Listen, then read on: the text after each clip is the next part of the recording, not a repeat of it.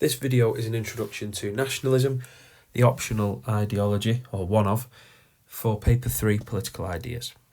Anthony Smith referred to nationalism as the chameleon ideology, and that's because it is such a broad and diverse range of different strands.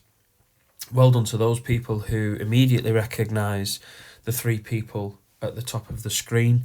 They are Adam Price, Hamza Yousaf and Michelle O'Neill, and those individuals have been placed here on a discussion about nationalism because they should link to paper 1, UK government and politics, because they are the leaders of the three nationalist political parties, or the three main nationalist political parties in the United Kingdom. Adam Price of Plaid Cymru, Hamza Yousaf of the Scottish National Party, and Michelle O'Neill of Sinn Féin. But that phrase nationalist will also be applicable to some rather unsavoury characters, both historical and contemporary. You can see there General Franco, Adolf Hitler, an image to represent the apartheid regime in South Africa, Vladimir Putin, can all be described to various extents and degrees as nationalists. And so you can see that just from looking at these images here, that nationalism is a broad spectrum of ideas.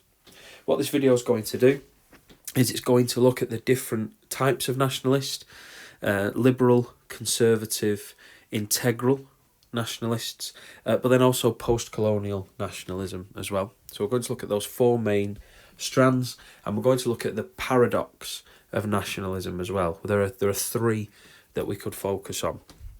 So we're going to look at those strands, but also the paradoxes that nationalism produces. So, before we talk about the different strands of nationalism, let's look at the three main paradoxes. First of all, nationalism is both peaceful and violent. The images that I've chosen there to represent that are Sinn Féin, the political party that represent Irish nationalism, both north and south of the border in Ireland, and the IRA, which waged a campaign of violence against the British state for on and off for much of the 20th century. And so what we can see is that nationalism can take two forms, and quite often those forms can be intertwined. Historically, there were links between Sinn Féin and the IRA. Sinn Féin was seen as the political voice of that movement, but in later years embraced the democratic process and rejected violence. And speaking of democracy, that takes us to our second paradox, is that nationalism is both democratic and dictatorial. We can see an independence movement in the United Kingdom in 2014, the referendum on the topic of Scottish independence. But we have seen, certainly historically, but also in some modern day states, we see dictatorships used to forward nationalist politics. The image I've chosen is General Franco, but there were many different figures that I could have chosen. But Franco, after his victory in the Spanish Civil War, introduced a dictatorship which lasted for decades and very much separated Spain from most of its democratic neighbours in Western Europe. And then finally, the third paradox is that nationalism looks both forward and backwards. So, we'll take the Scottish national anthem. Nationalist to its very core, harking back to the Battle of Bannockburn, and one of the lines of the Scottish national anthem, "Be a nation again." It's looking backwards to what Scotland was, as well as what Scotland can be going forward. Similarly with Welsh nationalism, there is an excitement amongst Welsh nationalists of what Wales can be, but there is also an element of harking back to Welsh history. You see there a picture of Hywel Dda, King of Wales prior to English control of that part of the world. And then finally, Palestinian nationalism. You know, the Palestinian people will look forwards as to a future for Palestine, but will also look back to the Nakba and how their state, in their eyes, has been eroded and taken away from them. And so that final paradox is that nationalism looks forwards to what the future may be, but also often harks back to a shared heritage that a group can identify with. And so we come to our first strand of nationalism, which is liberal nationalism. And your first two key thinkers, Jean-Jacques Rousseau and Giuseppe Mazzini, are linked to this strand of nationalism. One thing I'll say here is videos on each individual key thinker and how they perceive nationalism will be in a different video. They will be coming in the future. For now, I just want you to know that key thinkers 1 and 2 are liberal nationalists. So let's have a look at what liberal nationalists believe. And what's important to note here is that liberal nationalism emerges from liberalism and from the Enlightenment and from this idea of rationalism. What you need to sort of get your head around at this point is the nation state, as we understand it today, was not in place in the time of Jean-Jacques Rousseau and Mazzini. If we look at Mazzini, what he considered to be the Italian people, that shared language, that shared history, that shared culture, that nation, in inverted commas, did not represent or was not reflected in a state of Italy. It was the same in Germany. People who spoke German and shared that German history belonged to different states. It was normal for individuals, millions of people around the world, to be ruled by foreign monarchs. You know, if we take the American people who developed this shared identity in the 18th century, that identity did not immediately reflect in a nation, because the American people were under control of the British monarchy. So it wasn't normal for nation statehood. A modern example of a people that considers itself a nation without a state is the Kurdish people, and we'll look at that identity and the geography of that group of people later on in this video. So, in the Western world, this individual rational identity emerges thanks to the Enlightenment. Jean-Jacques Rousseau is very much considered liberal, and what the key argument here is this idea of a general will.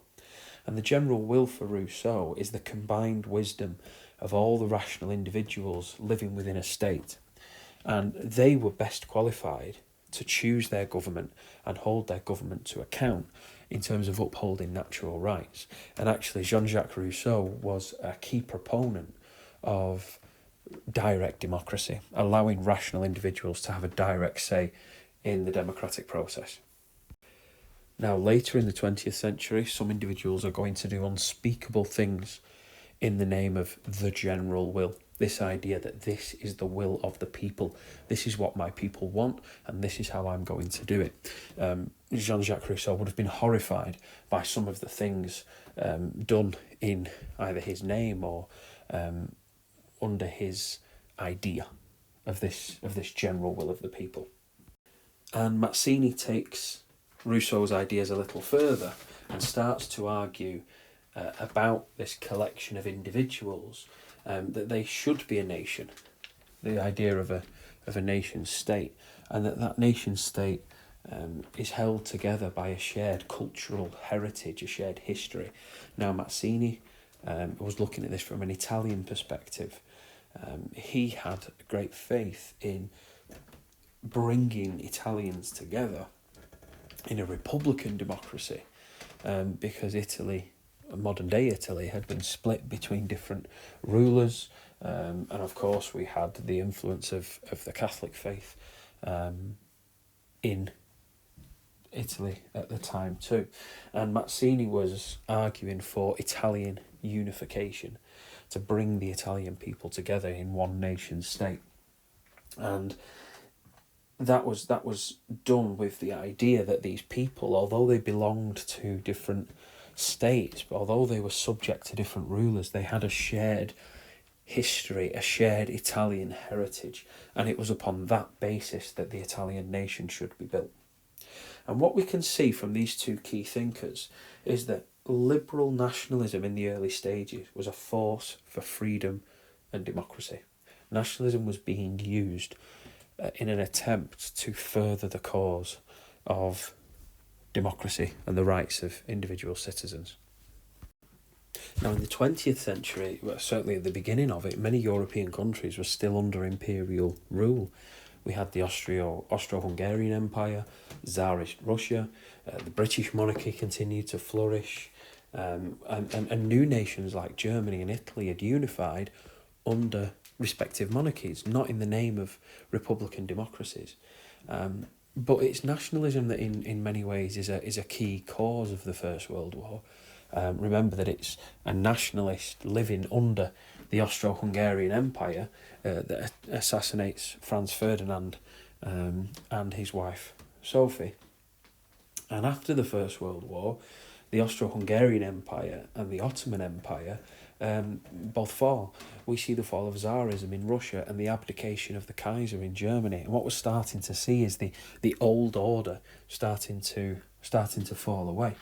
And a key political individual in the wake of the First World War is American President Woodrow Wilson, who in many ways was trying to advance the cause of liberal nationalism. He argued that these imperial regimes should be replaced with self-determining democratic nation-states.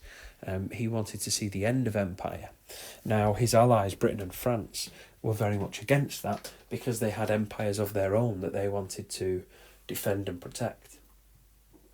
And in the 21st century, liberal nationalism continues to go from strength to strength. We see liberal nationalist movements like the Scottish Nationalist Party and Sinn Féin here in the UK, but also in Spain, the Catalan nationalist movement, and of course the Kurdish people, whose identity spreads across the borders of Turkey, Syria, Iraq and Iran. And I think if I just show you the map here, this is a really good example to show how the nation state historically wasn't the concept that it is today. A nation of people, the Kurds, you can see that these people with a shared cultural heritage span across country borders. And that was the way things traditionally had been. But many Western democracies, certainly modern day Europe, the borders of Europe today are largely built and shaped on those national identities. Now, before we move on to different types of nationalist, some people would challenge the very idea that you can be liberal and nationalist, because liberalism is built on the freedom of the individual, and nationalism is built on the idea of the collective interest of a community. You know, Rousseau and his idea of the general will meant that minorities would be subjugated in order for that general will to be promoted. And Mazzini believed that the will of the individual should be subverted in the name of what is good for the nation. So I think what both Rousseau and Mazzini are arguing for is a limitation, and in some cases the subjugation of what the individual wants and needs in the name of what is good for the nation. So some people would challenge altogether the idea that you can be liberal and a nationalist. But when you start to look at the different strands of nationalist, you will start to sort of see that actually the ideas of Rousseau and Mazzini are very much steeped in liberal thought. We now move on to conservative nationalism, and our key thinker for this strand is Johann Gottfried von Herder. His key idea is of the Volksgeist. This is the idea of a spirit and a character that a people will share, this idea of a certain way of life. And you may guess from the name of Herder and Volksgeist that he hailed from Germany, and his ideas stem to how we can see this idea of a German people. And like conservatism itself was a reaction to the Enlightenment, and reactive in a negative sense, and trying to reverse what was perceived to be the negative changes of the Enlightenment. The same is true of conservative nationalism. It is in opposition to the concept of rationalism. And conservative nationalism is sort of slow to take off, but by the late 19th century, particularly after the unification of both Germany and Italy, and the fact that those unifications led to monarchies rather than republics, conservatives began to see the stabilising influence that nationalism could have. And nationalism was offered, particularly in Germany, as an alternative to socialism and its appeal to loyalty to a social class. Nationalism offered an appeal to a nation's history, loyalty to the nation, and calling back on that shared culture, that shared national hierarchy of a group of people. And it is upon that, particularly in Germany, in which an opposition to socialism is developed, rather than loyalty to a class which doesn't have borders. Conservative nationalists appeal to a shared sense of identity within the nation. Now, as you might imagine, Woodrow Wilson, who was very much in favour of the liberal nationalist programme, was very much concerned about the effects that conservative nationalism may have. He believed that it may develop into chauvinism, the idea that one's nation is superior to all others. And that is one issue that Woodrow Wilson identified as a cause of the First World War, that the chauvinistic nationalism, the idea of superiority to rival nations, was a contributing factor to the escalation of tension prior to the war beginning in 1914. Now, critics of conservative nationalism will say that it encourages division by providing an identity for a people. For those who do not see themselves within that identity, they can feel excluded. And we've seen the division of the nationalist element of the Brexit process. That those who do not feel that the nationalism of Nigel Farage, the nationalism of the National Conservative Conference of 2023, those that don't identify with that politics and with that view of Britain and its place in the world, feel excluded from that perception of what it means to be British. We've also seen it over in America. Trump and Make America Great Again. There's very much a nationalist movement within the Republican Party where it clearly defines this is what it means to be a patriot and an American, and those who do not identify with Trump's politics feel excluded from that identity. So conservative nationalism can have a divisive impact within a nation state. And the next type of nationalist that we're going to look at is integral nationalism. You will also see it referred to as chauvinistic nationalism or far-right nationalism. And key thinker number 4, which represents this strand, is Charles Maurras, a French integral nationalist. And Maurras's key idea is that the citizens of a nation-state should put the needs of the nation before anything else. Now, this means that the actions of the state are done in the name of the people. And some of the horrors of the actions of government in the 20th century have been done in the name of this idea that the state acts on behalf of the people and that the nation comes first. For Maurras, he looked at post-revolutionary France and he wanted to basically bring back what he perceived to be the benefits of pre-revolutionary France, the monarchy or the influence of the Catholic faith. However, what it also does is begins to identify the type of people that can be considered French, and that leads to the exclusion of some ethnic and cultural groups. So Jews, Protestants, Freemasons and the people that Maurras calls foreigners are all excluded from the French identity. And Action Française movement, which was formed at the end of the 19th century, which he led, campaigned for the return of Alsace-Lorraine. It was an area that was lost to Germany in 1871. And as a result of German unification, Alsace-Lorraine basically becomes part of Germany rather than part of France. And for Maurras, the return of this area, which was to him inherently French, could and should be brought back into the nation state through peaceful or violent means. So for Maurras, war and violence is justified if it is in the name of what is good for the nation. And this fringe of nationalism is most linked to Mussolini's fascist Italy and the Nazism of Germany in the 1930s. And both of these forms of nationalism were backward looking. For Mussolini, the key focus was to restore the greatness of the Roman Empire. And for Hitler, it was the creation of the Third Reich, which Hitler claimed would last 1,000 years.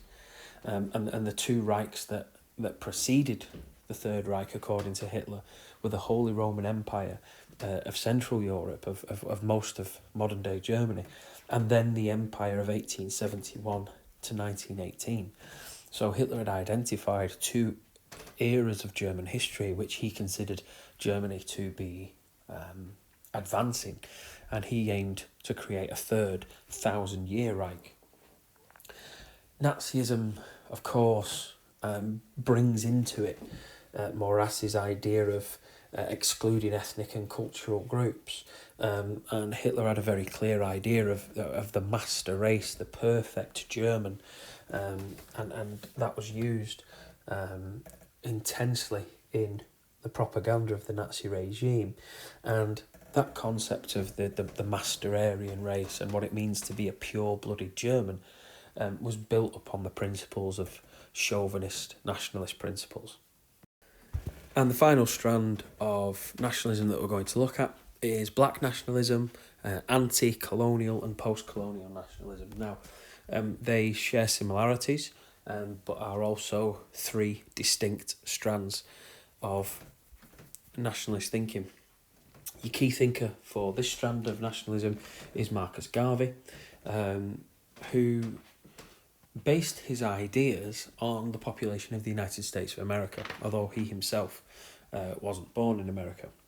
He argued that the white American population and the state and the economy that had been set up predominantly by white Americans was inherently and institutionally racist. And what black Americans needed to do was separate to form a new nation and a new economic system which allowed black Americans to celebrate their culture and their heritage and participate freely in it. Marcus Garvey formed the UNIA in 1914, which was most well known for the so-called Back to Africa campaign. Now, this was ironically cheered by white supremacists in the United States. It was designed to form a pan-African nation. It was designed to encourage black Americans to separate from the United States and to set up a new nation state in Africa. And in the 20th century, it inspired groups like the Nation of Islam. And the Nation of Islam looked at the implementation of Christianity as a way of controlling the African people before, during and after the transatlantic slave trade. And so the Nation of Islam viewed the implementation of Christianity as another method of control and sought to go back to the old faith and tried to instill some of the principles of Islam, but also promote black pride in the community. So if we take Malcolm X, who rejected his surname Little because Malcolm X saw little as a white man's name. Quite often people who had been enslaved were given the surname of their master, but then also their names were chosen for them. And so Malcolm dropped little from his name and replaced it with X, the unknown symbol in mathematics, because he claimed that he didn't know his name and his identity. But let's take Malcolm X and his black nationalism and just one of the key issues. So, for example, Malcolm X was against alcoholism and prostitution in black communities. And he did it from both a religious standpoint. So he said that Islam forbid alcoholism and prostitution. But then he also would tell his audiences about how this damaged the black community, that how these vices were essentially helping black Americans to be subjugated in the United States, dominated by white America. Now, the opponents of Malcolm X and black nationalism generally will say that it is divisive and that it encouraged people to turn away from the peaceful means of the civil rights movement of the 20th century, whereas its proponents will say that individuals like Marcus Garvey and Malcolm X instilled a sense of pride and identity within the black community and the African diaspora. And then finally, we're going to talk about anti- and post-colonial nationalism, which was prominent after the First World War.